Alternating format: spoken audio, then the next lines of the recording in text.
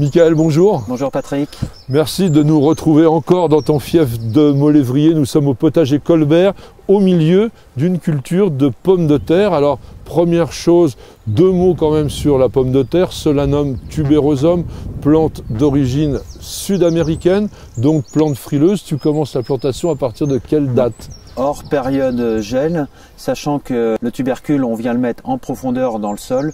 Donc à partir de mi-mars, même s'il y a encore quelques gelées, on peut déjà installer les premières pommes de terre. Alors on a tendance à dire qu'il faudrait attendre que les lilas soient en fleurs. C'est le repère depuis des décennies et c'est le vrai repère idéal pour la pomme de terre de conservation.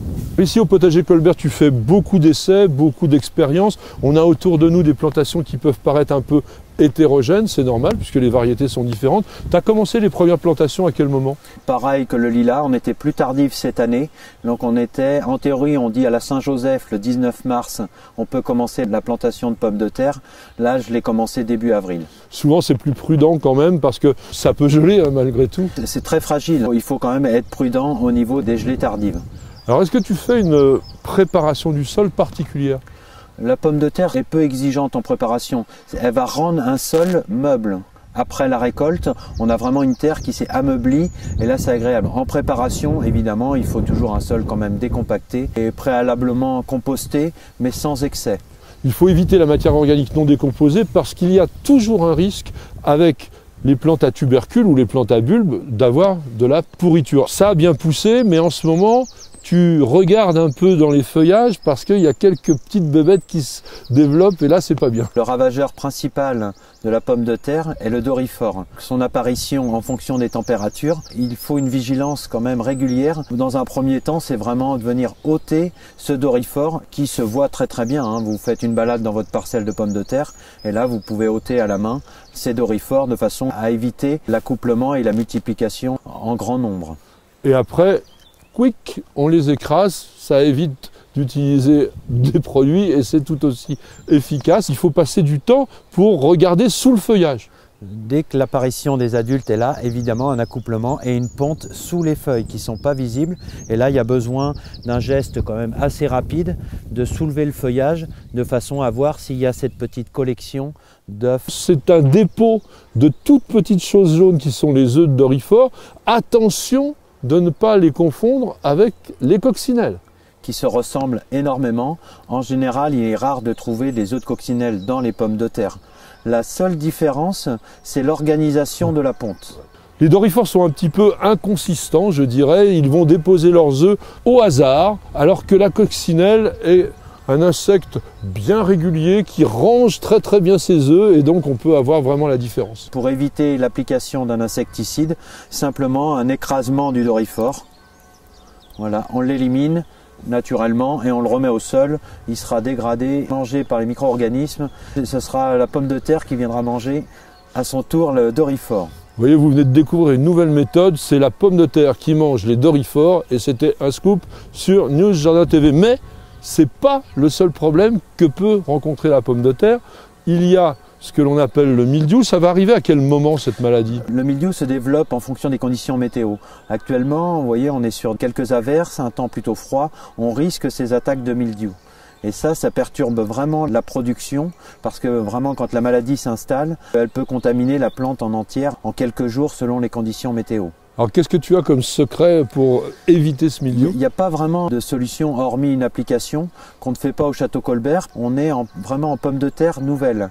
Ça veut dire que même s'il y a un début d'attaque, le pied va être arraché rapidement pour l'utilisation par le chef au restaurant du château Colbert.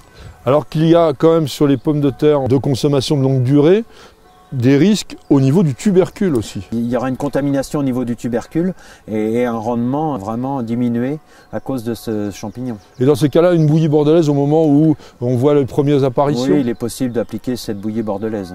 Michael, tu as donc planté tes tubercules, ils se sont mis à se développer et il y a une action particulière à faire pour la culture de la pomme de terre, c'est le butage. Ça se fait comment et quand ? Le butage va avoir un rôle de rapporter de la terre autour du plant de pommes de terre, donc qui est très bien dans la période avril, début mai, où le risque de geler. Donc c'est-à-dire qu'on vient rapporter de la terre juste l'extrémité du feuillage qui sort au fur et à mesure, de façon vraiment à le protéger du froid. Et de plus, le fait de rapporter cette butte de terre au pied de la pomme de terre va vraiment protéger ces tubercules contre la lumière qui viendrait verdir la pomme de terre et qui ne serait plus consommable. Mais est-ce que le butage ne favorise pas non plus la formation des tubercules? Ça aide à faire grossir le tubercule. On va le faire régulièrement, c'est-à-dire dès l'apparition des premiers feuillages, on est encore en période à risque de gel. Là, on vient chercher à buter complètement la pomme de terre et on le refait une deuxième fois dans les 15 jours qui suivent, toujours pareil pour vraiment renforcer la terre autour du plant. Ce plant va se développer et à un moment, il se met donc à fleurir. Et ça, c'est un point important comme repère. Là, nous voyons bien la fleur, la famille Solanacées, une fleur blanche. Il y a sur certaines variétés une fleur violette qui est vraiment très jolie également. C'est le repère de début du grossissement des tubercules. Il est encore trop tôt pour aller gratter et chercher ses premières pommes de terre. Il faut attendre une quinzaine de jours après ce premier repère. Ça, c'est très important parce que comme ça, on sait déjà à quel moment on va être capable de récolter, comme tu dis, des pommes de terre primeurs. Mais si on veut continuer la culture, à quel moment on va savoir que là, c'est bon et qu'on peut arracher ses patates? Si on veut de la pomme de terre de conservation, on est obligé vraiment d'attendre la dessécation totale de la plante pour pouvoir avoir des tubercules qui vont se conserver toute cette partie hivernale. Mais là, on choisit aussi des variétés particulières, puisqu'il y a des pommes de terre qui sont à croissance rapide. Par exemple, tu cultives ici Amandine pour la pomme de terre primeur. Voilà, pour la précocité, il existe un grand nombre de variétés de pommes de terre. Vous avez toujours l'indication sur la précocité en nombre de jours. Exemple, Amandine, sa précocité est de 60 jours, c'est-à-dire au moment de la plantation et la récolte, il y a environ, selon les conditions météo, 60 jours, 2 mois. Et sur les pommes de terre de consommation, on peut aller jusqu'à 150 jours. Les pommes de terre qu'on appelle de consommation, c'est surtout pour manger en purée ou en robe des champs. Voilà, et vraiment pour la conservation dans la période hivernale. On a dit on commence la plantation à partir du 19 mars de la Saint-Joseph, si je me rappelle bien, et tu vas pouvoir planter jusqu'à quand? On arrive à avoir nos pommes de terre jusque début octobre en plantant jusqu'à mi-août.